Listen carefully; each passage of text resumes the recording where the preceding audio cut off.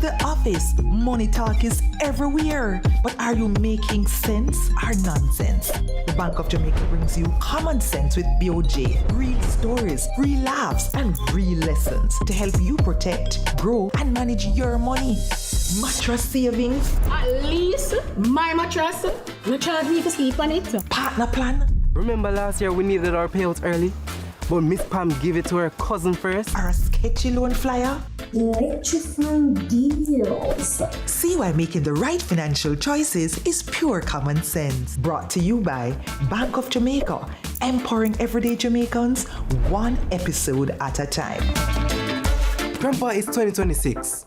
You can't keep hiding all your money in every single pocket forever.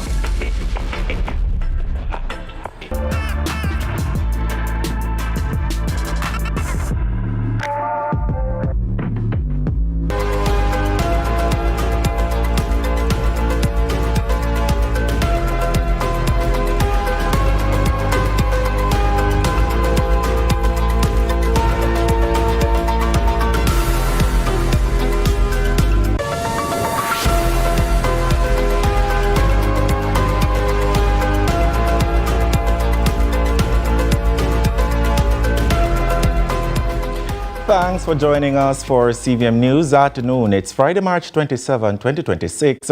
I'm Akeem Oret. Police Constable Alwyn Hill has been formally charged and placed before the St. Mary Parish Court in connection with a fatal off-duty shooting incident. The charges stem from a June 8, 2025 confrontation in Preston Hill, St. Mary, which left one man dead and a woman injured. Dead is Ricardo Small. Following investigations by the Independent Commission of Investigations, INDECOM, the Office of the Director of Public Prosecutions ruled that Constable Hill should face charges of murder, use of firearm to commit a felony, and wounding with intent. Reports are that the incident developed from a verbal dispute, which escalated into a physical confrontation between the constable and the deceased. Constable Hill was granted bail in the sum of $750,000 with one to three sureties, along with reporting conditions. He is scheduled to return to court on December 3. Meanwhile, Indicom says since January 2024, 61 law enforcement officers have been charged in relation to incidents under investigation, with 6 of those charges laid since the start of the year. The Savlamar police are reporting that one of the victims in Thursday's freak accident at the Philbox Pharmacy along Lewis Street remains at hospital in serious condition. Our newsroom understands the victim received immediate medical treatment on Thursday, but based on the nature of the injuries, could lose a leg. Reports are that shortly after 5, an elderly male manager at the pharmacy drove to the establishment in his pickup truck. He was in the process of parking at the entrance when he developed a seizure and his foot pressed the gas pedal. The vehicle crashed inside, mowing down 4 persons. 3 are said to have been customers and the other a bystander. All 4 victims and the driver were rushed to the Savlamar Hospital where they were treated and admitted. But firefighters at the scene told CVM TV that one of the victims is critical. The police and the firefighters are here on the ground trying to see about we can deal with the situation.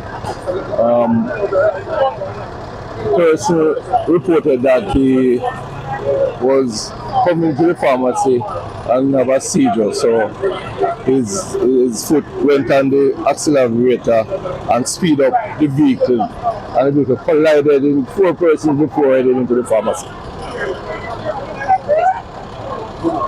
What are the status of those injured now? The status of the condition of the person? Alright, one of the persons we gathered is serious and 3 is in stable condition. The Westmoreland police have launched a manhunt for 2 gunmen responsible for the fatal shooting of a taxi operator in Negril on Thursday. Dead is 39-year-old Dadrian Miller, otherwise called Dujon, from the Whitehall district. Reports from the Savannah police indicate that about 11:20, Miller was sitting inside his motor car, which was parked near a popular plaza in the Negril Square, while engaged in a phone conversation. Moments later, two men approached on a motorcycle. The pillion disembarked, brandished a handgun, and opened fire, hitting Miller multiple times to the upper body. The attacker then fled the scene on the waiting motorcycle. Police were summoned, and upon arrival, Miller was found with multiple gunshot wounds. He was transported to the hospital where he was pronounced dead. In the aftermath of the killing, the Westmoreland police have intensified operations across the parish. Several spot checks have been conducted, and there has been a heightened security presence in an effort to track down the perpetrators. Get the criminals out, the blunt warning from Prime Minister Dr. Andrew Holness as he addressed mourners at the funeral of 3-year-old Jay Spinnock Thursday afternoon. The Prime Minister making it clear those responsible for the child's brutal killing will face justice, declaring they will, quote, meet a judge or their maker. Dr. Holness also signaled a stronger national push to rid communities of violent offenders as the country continues to grapple with the outrage over the toddler's killing. Criminals in the society, we must draw a line that is clear. Criminals, you are over there. Law-abiding citizens, we are here. And our objective is to get rid of the criminals out of our community, out of our homes, out of our schools. Get the criminals out.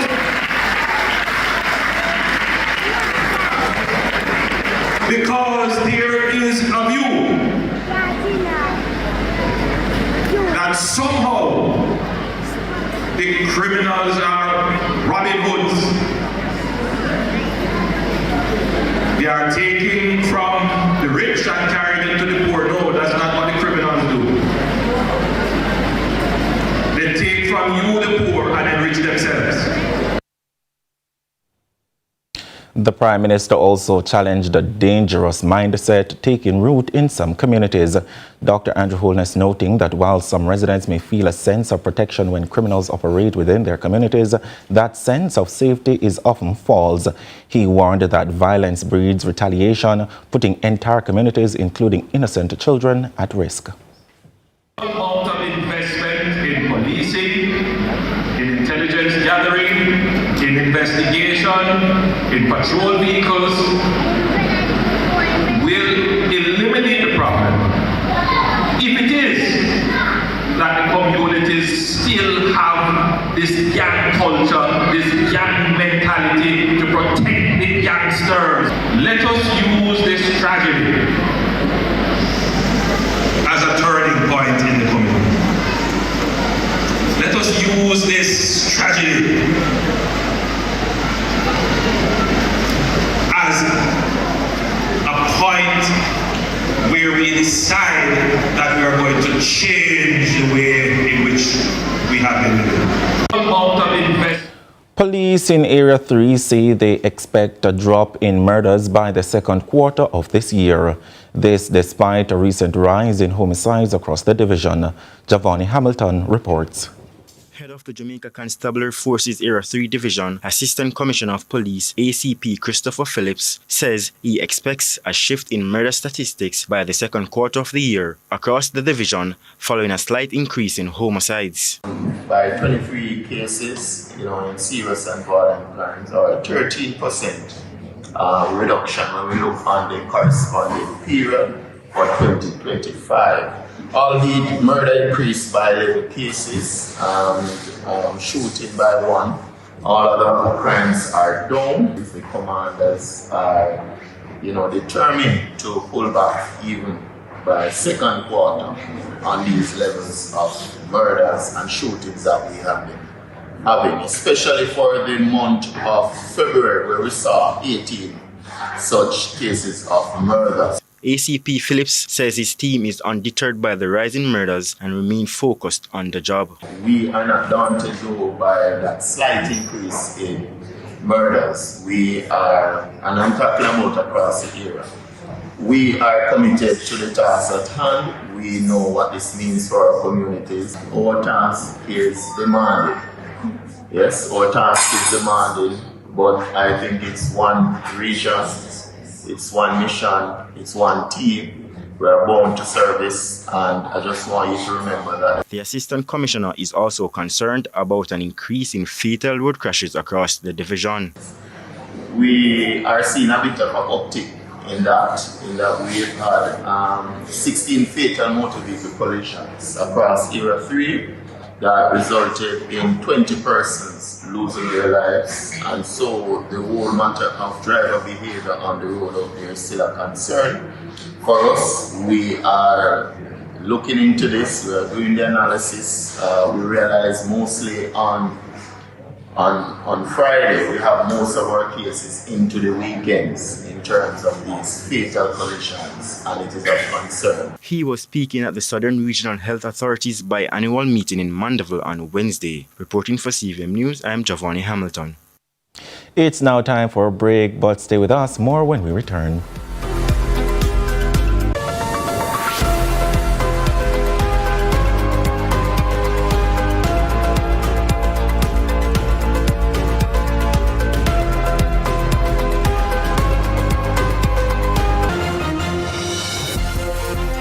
This is Deposit Insurance in a minute. Under the JDIC, business accounts are insured separately from the owner's personal accounts up to 1.2 million. Hold on there. So my little shop money and my little savings money insured separately? As long as your savings and business accounts are in a bank or building society. Well, that's not bad. To learn more about how deposit insurance works, visit the JDIC website at www.jdic.org or follow on Facebook, Instagram, and X at JDIC Jam. JDIC, protecting deposits for you and me. Big Show Fire! On March 28 at 6 p.m., John Mark Wigan presents his album launch, By Fire, live at the Jamaica College Auditorium. By Fire features the likes of Kevin Downswell, Rondell Positive, Alicia Taylor, Gilead Collective, Genesis Praise Squad, Audia Spencer Brown, Ryan Davis, Prince Saj. General tickets $4,000. Sponsored by JP St. Mary's, Credit Unions of Jamaica, Honeybun, Chicken and Things, CVM, Love 101, Green Room Studios, Painted Lady Studios, Crosslinks Production, Imperium Gospel Limited. Proceeds support the Student Housing Initiative.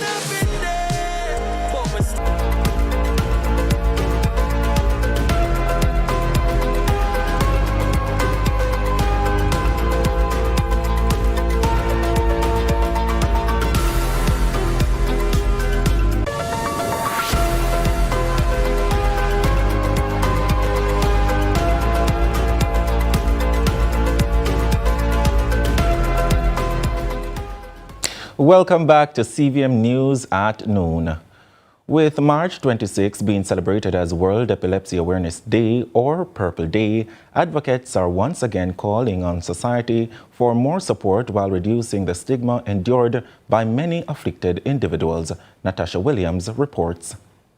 For Gil Simpson, an epilepsy advocate and someone surviving epilepsy, despite overcoming seizures for over a decade now, living with the condition is still hard. The ailment of it destroyed my life, my social life.